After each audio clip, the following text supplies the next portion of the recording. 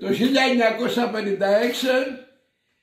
έγινε ο σεισμός, ο μεγάλος. Εγώ ήταν καλοκαίρι και κοιμόμουν στο Αλόνι. Και όταν ήρθε ο σεισμός, εγώ νόμιζα ότι είναι άνθρωπος και με κουνάει. Και του βάλω τις φωνές, σύχασε λέω βρε, άσε με να κοιμηθώ. Αλλά μετά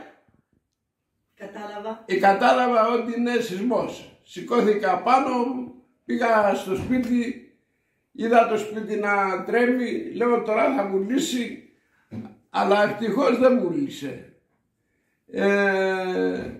Τα γαϊδούρια τρέχανε μες στα χωράφια και φωνάζανε, οι τείχοι εμουλήσαν το χωραφιό, η θάλασσα ήρθε απάνω στα χωράφια, μπήκε σε ένα αμπέλι δικό μας και το χάλασε.